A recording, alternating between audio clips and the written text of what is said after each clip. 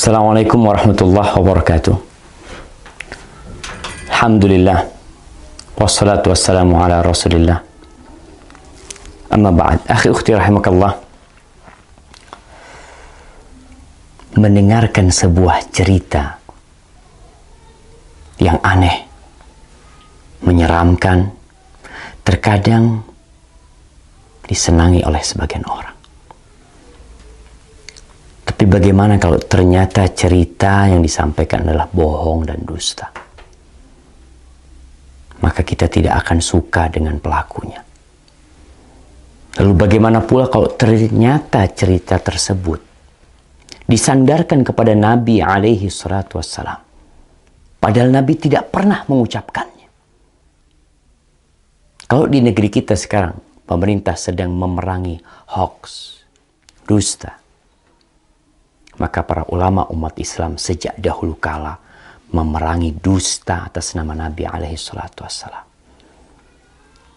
Tadi pagi ana mendapatkan kiriman sebuah video pendek yang menceritakan tentang bakal terjadi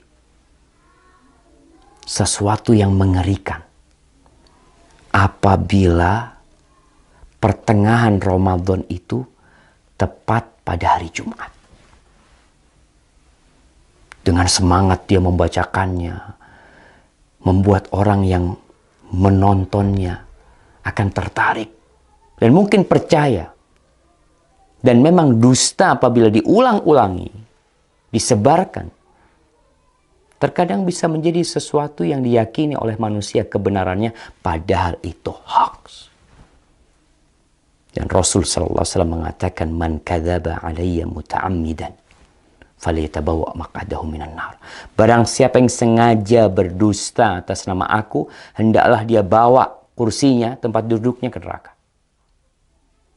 Maka jangan mudah-mudah menyebarkan hadis palsu, hadis dhaif, kecuali memberikan penjelasan.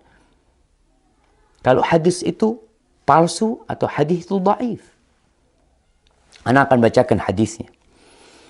An Ibnu Mas'ud, dari Abdullah bin Mas'ud radhiyallahu taala anhu qala Rasulullah sallallahu alaihi wasallam, Rasulullah sallallahu alaihi wasallam bersabda, padahal Nabi tidak pernah menyabdakan hal ini. Idza kana sayhatun fi Ramadan fa innahu yakunu ma'ma'atun fi Syawal wa tamyizul qaba'il fi Dzil Qa'dah wa tasfikud dima' fi Dzil Hijjah والمحرم وما المحرم يقولها 3 مرات هيهات هيهات يقتل الناس فيه هرجا هرجا قلنا وما الصيحة يا رسول الله قال هذه في النصف من رمضان ليلة الجمعة فتكون هذه توقظ النائم وتقعد القائم وتخرج العواتق من خدورهن في ليلة جمعة في سنة كثيرة الزلزال والبرد فإذا وافق شهر رمضان في تلك السنة ليلة الجمعة فإذا صليتم الفجر من يوم الجمعة في النصف من رمضان فادخلوا بيوتكم وأغلقوا أبوابكم وسدوا كوكم ودثروا أنفسكم وسدوا آذانكم فإذا أحسستم بالصيحة فخروا لله سجدا وقال سبحان القدوس ربنا القدوس فإن من فعل ذلك نجا ومن لم يفعل هلك. Jamaah rahimakumullah. Ramadan tahun ini, tanggal 15 Ramadan, insya Allah hari Jumat. Ini yang menyebabkan penyebar hadis ini. Karena hadis ini seakan-akan akan berlaku tahun ini. Yang artinya dari Abdullah bin Mas'ud radhiyallahu taala anhu, Rasulullah sallallahu alaihi wasallam bersabda, apabila ada suara dahsyat tepat di bulan Ramadan, maka itu akan terjadi beruntun sampai bulan Syawalnya. Banyak di antara golongan manusia lebih memisahkan diri. Mereka bergerombol-gerombol di bulan Dzulhijjahnya. Pertumpahan darah banyak terjadi di bulan Dzulhijjah tersebut. juga semakin klimak ketika masuk di bulan Muharram. Rasulullah sallallahu alaihi wasallam menyebutkan hal itu 3 kali. Apa yang harus kami lakukan di bulan Muharram? Para sahabat bertanya, sayang. Sungguh sayang, kata beliau. Mereka tidak mengetahui dan apa yang harus dilakukan di bulan Muharram. Saat itu di antara manusia banyak yang saling membunuh. Apa suara dahsyat itu ya Rasulullah? Sahabat bertanya kepada Nabi SAW. Suara keras itu adalah mulai terjadi di pertengahan bulan Ramadan yang bertepatan di malam Jumat. Suara dahsyat itu mengagetkan orang-orang yang sedang tidur, menjatuhkan orang yang sedang berdiri.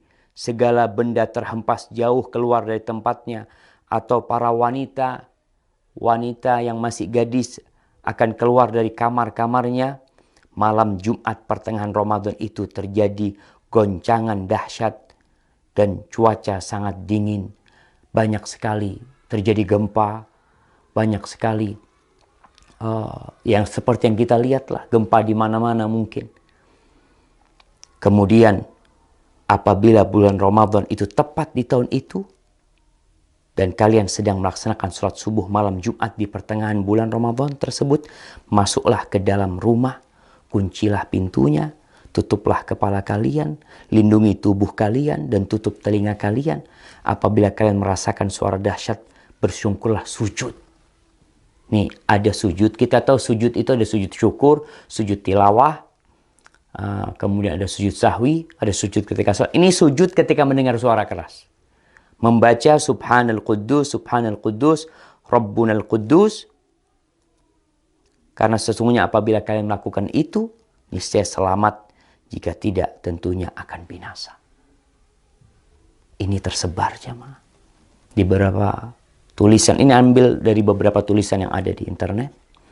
Kemudian video itu juga telah tersebar, yang disebarkan oleh ya entah siapa yang menyebarkan hal itu, menyebarkan hoax.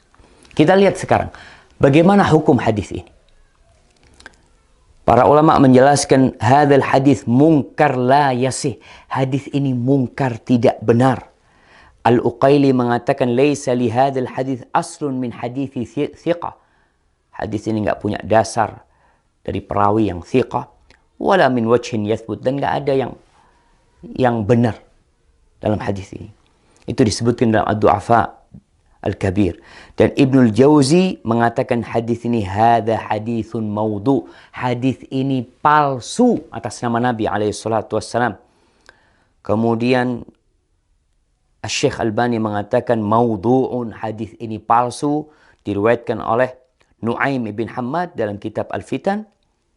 Dan Al-Imam Al-Zahabi mengatakan qultu dha maudhu' wa maslama saqit matruk. Ini hadis palsu. Perawinya ada yang matruk, yang dituduh berdusta jamaah. Ditinggalkan. Lalu kita meriwayatkannya, menceritakannya kepada umat, menyebarkannya atas nama Nabi SAW. Nabi bersabda, padahal Nabi tidak pernah menyabdakan hal itu. Jamaah, ma min qaul, tidak ada satu ucapan yang keluar melainkan ada raqib, ada atid. Ma yalfidu min qaulin illa ladaihi raqibun atid. Akan ada yang mengawasi, mencatat. Tapi mungkin sebagian mengatakan, Ustadz kan boleh meriwayatkan hadis dhaif. Kan ada ulama yang berpendapat seperti itu. Kan ada khilaf di antara para ulama. Nah, Anda akan sebutkan para ulama yang membolehkan meriwayatkan hadis dhaif. Yang pertama, mereka mengatakan ini dalam fadailul a'mal. Dalam fadilah beramal. Bukan dalam menceritakan hal yang gaib. Yang mana itu berkaitan dengan akidah seorang hamba nanti. Boleh mengamalkan hadis-hadis dhaif dalam fadailul a'mal dengan catatan 3. Yang pertama, hadisnya tidak terlalu dhaif. Kalau yang tadi palsu. Yang kedua, hadis ini masuk dalam kaidah umum sebenarnya. Yang ketiga, tidak boleh meyakini ketika mengamalkan bahwa itu dari Nabi SAW. Hanya orang ini hati-hati mengamalkannya. Maka hadis palsu, hadis yang dhaif sekali tidak boleh. Kalau antum mau menyampaikan sebuah hadis yang dhaif, sampaikan kalau ini dhaif, kalau ini palsu, agar orang faham dan mereka tidak tertipu dengan apa yang kita sampaikan. Barakallahu fikum.